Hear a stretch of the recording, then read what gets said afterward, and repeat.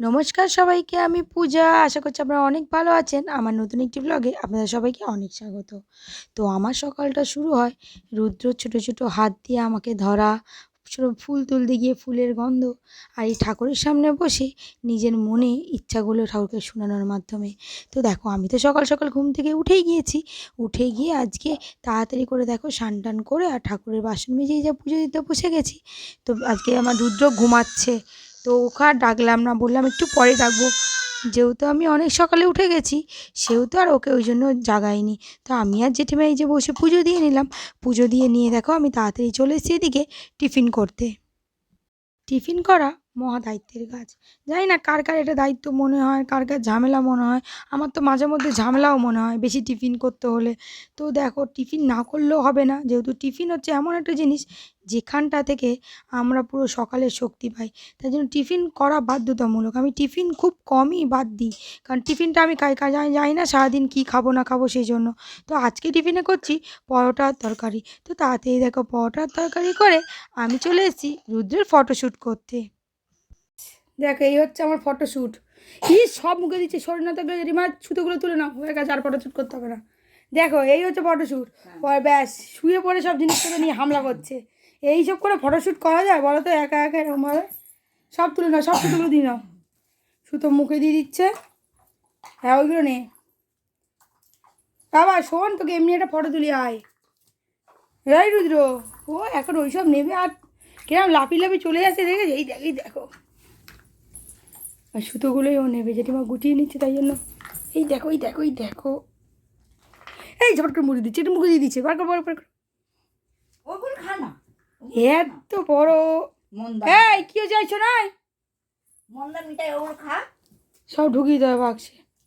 দেখো, এই যে মন্দা মিঠাই না, আবার রেগে যায় কিরকম, দেখেছো? হু হু করছে।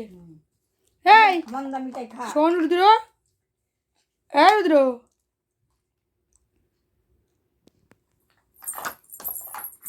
দেখো কি করছে, দেখেছো? দেখো, ফটো তো তোলার কথা ছিল কালকে, যেহেতু কালকে ছিল 21 তারিখ। আর 21 তারিখে তো সবাই জানো যে রুদ্র হয়েছিল। তো প্রতি মাসের 21 তারিখেই তুলি। কিন্তু কালকে যেন কোনো পরিস্থিতিই ছিল না, কারণ রুদ্র বারবার করে ঘুমিয়ে পড়ছে, ঘুম থেকে উঠছে, আবার খাচ্ছে, ঘুমিয়ে পড়ছে। আর বাবা এসেছিলো অনেকটাই সকালে, মানে টাইম চলে গিয়েছে, তো করতে পারিনি। সেই জন্যই আজকে ফটোশ্যুটটা করলাম। তো ফটোশ্যুটটা করে দেখো আমি এখানে কিন্তু কাজে বসে গিয়েছি। আর রুদ্র ওখানে ঘুমাচ্ছে, জেঠিমা কিছু একটা কাজ করছিল, সেটা আমার এখন আর খেয়াল নেই। দেখো, রুদ্রের জন্য আমি ডিম সিদ্ধ করেছি, বুঝলে? মানে জেঠিমা বসেছিল, আমি এখন ভাঙবো ডিমটা। ডিমটা দেখে ছাড়াতে পারছি না। ডিমটা দেখো কিরকম একটা আওয়াজ, আমাকে ডবল কুসুম ভাবছিলাম। কেন এরকম হয়ে গেছে কে জানে। দেখো এরকম ডিম, আমি এরকম কুসুম আমি কখনো দেখিনি। ডিমটা কিন্তু ফাটেনি যে ফেটে বেরিয়ে গেছে বা কিছু, কিন্তু ডিমের কুসুমটা এরকম। কী করা যাবে, ভালো অবশ্য। এই যে আমার ছেলে এক হচ্ছে, খাবার রেডি করছে, ওকে খাওয়াবো বলে।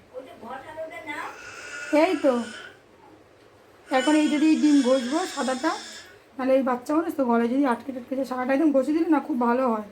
তার জন্য এখন থেকে আমি ঘষে দিই। চলো, আমি এই যে ঘষছি এখন। এই দেখো, এই যে ঘষে নিই, এরকম করে দিলে গলায় বাঁধার একদমই ভয় থাকে না। আর ও চিৎকার করে আমাকে ডাকছে, বাবু দাঁড়া আসছি। তো আমার জীবনের আসল যুদ্ধ এখনই শুরু। কেন বলো তো? এই যে খাওয়া, রুদ্র খেতে চায় না, আমি গল্প করে করে খাওয়াই। এই একটু বকাবকি করি, একটুখানি গল্প করি। এই যে আমার একটু ভালোবাসা, একটু খুনসুটি, এই করতে করতে আমার খাওয়ার দিন চলে যায়। আর দেখছো কত কিছু দেখিয়ে খাওয়াচ্ছি। এই যে কুমণ্ডল দিয়ে, যেহেতু ঠাকুরের এখানে মুখে খাওয়াই, মানে সারা ঘরেই ঘুরে ঘুরে খাওয়াই, আজকে এখানে খাওয়াচ্ছি, তো এইটা ওইটা দেখিয়ে খাওয়াতে হচ্ছে। এই যে মুখে হাত দিয়ে বলছি, বাবা মুখটা তুমি নাড়ো, এই বলে বলে দেখো তাড়াতাড়ি করে খাইয়ে নিলাম। খাইয়ে দাইয়ে দেখো আমি তো কাজে বসে গেছি, আর জেঠিমা ওখানে রুদ্রের সাথে খেলছে, আর রুদ্র হা করে আসছে। তো আমি কাজ করতে করতে এখন চলে এলো হচ্ছে বৌদিরা। তো বৌদি, পিঠা, প্রীতম, বৌদির জায়ের ছেলে রক্তিম সবাই মিলে চলে এসছে। আর বৌদি আজকে এসছে আমাদের বাড়িতে কুচো কাপড় নিতে। কুচো বলতে যে কাপড়গুলো ছোটো ছোটো বাঁচে না সেলাই করার পরে, তো ওই কাপড়গুলোই বৌদি নেবে। বৌদি আসলে বালিশ করবে, বললো 5 বালিশ, কোল বালিশ দুটোই বালিশই করবে। তা বললাম ঠিক আছে নিয়ে যাও, আমি আবার ফেলে দেবো। সেই জন্যই বৌদিরা নিতে এসছে, আর এদেরকেও নিতে এসছে কারণ এরা একটু আমার ছেলের সঙ্গে খেলে। তো ওই বৌদিরা সব বাঁচতে যাচ্ছে, তারপরে দেখো এখানে পিঠারা খেলতে বসে গেছে। আসলে আমি এদেরকে শান্ত রাখার জন্য এই খেলাটা দিয়েছি। আমার ছেলের যে কার্ডগুলো ছিল তো বললাম তোরা ওইগুলো 3 জনের মধ্যে ভাগ কর, আর যার কাছে যে কার্ড থাকবে সে অপর দুজনকে কার্ড দিয়ে ধরবে। তোরা যদি সে যে পারবে তার নাম্বার নেই, কিন্তু না পারলে অপর লোকের নাম্বার।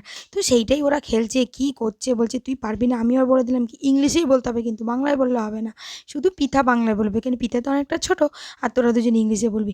এই খেলছে, বলছি পিসি দেখো এটা ঠিক বলছে কিনা, ওটা ঠিক বলছে কিনা, এই করছে আর আমি কাজ করছি। আর দেখো ওদের মাঝে খেলছি, নিজেকেও না মাঝে মধ্যে এরকম বাচ্চা করে নিতে ভালো লাগে। আমার তো এইসব বাচ্চাদের সাথে খেলতে ভালো লাগে। আমার তো মানে সময় ছিল না, কাজ করছিলাম তাই। আর নাহলে আমিও খেলতে বসে যেতাম। বলছে তুমিও বসো, আমি বলি দাঁড়া আমি কাজ করে নিই, মানে এই ব্লাউজটা বৌদিকে দেবো সেই জন্যই আমি কাজ করছি, নাহলে আমি কখন খেলতে বসে যেতাম। আর এখানে জেঠিমা নিয়ে আসছে হচ্ছে স্প্রে, কারণ জেঠিমার হচ্ছে পিঠে ব্যথা, তাই জেঠিমাকে স্প্রে দিয়ে দেবো। তো তারপরে জেঠিমাকে আমি একটু স্প্রে দিয়ে দিলাম। এটা কি আমি করেছি বল? এইদিকে এইদিকে এইদিকে এইদিকে না, এইদিকে না, এই যা এই যা এই যা এই যা। এটা কি আমি করে দিয়েছি? এটা কে আসছে না? এটা কে, এটা কে এনে দিয়েছে? এটা কে এনে দিয়েছে? এটা কে, কে হাসে? এটা রুদ্র হাসে? রুদ্র, রুদ্র হাসে, রুদ্র।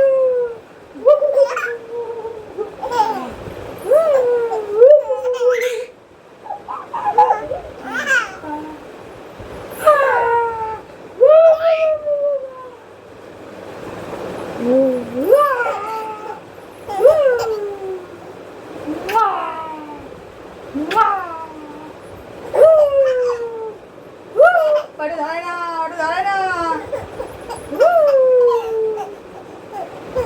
এটা দেখে লাভ নেই। এটা যদি ভেবে দেওয়া যায় ওর উপরে তুলে দেবো।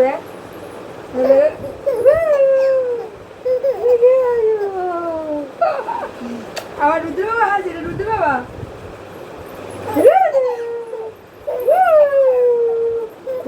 হয়ে গেছে। আর না আর না আর না আর না, বসে মানে মুড়ি খাও। এরপরে দেখো রুদ্রকে একটু মুড়ি খাইয়ে দিলাম, কারণ ও মুড়িটা খেতেই ভালোবাসে। আর বিকালে অন্য কিছু খাওয়াই, তো আজকে ভাবলাম একটু মুড়িই খাওয়াই, যেহেতু আমরাও মুড়ি খাই সেই জন্য। তো জেঠিমা ওকে খাইয়ে দিচ্ছে, তো একটু খেলে টেলে নিল। নেওয়ার পর দেখো আমি এখানে কাজে বসে গেছি। আর এর মাঝে কিন্তু আমাদের খাওয়া দাওয়া ঘরের যাবতীয় কাজ বাজ ছিল, তো সেটাও হয়ে গেছে। আর রুদ্র এখন একটু ঘুমাচ্ছে, কিছুক্ষণ পর তো সেই জেগেই যায়, এই হচ্ছে ব্যাপার। তো জেঠিমাও ঘুমাচ্ছে, রুদ্রও ঘুমাচ্ছে, আর আমি এখানে একা একা বসে কাজ করছি, যেটা আমি প্রতিদিনই করি।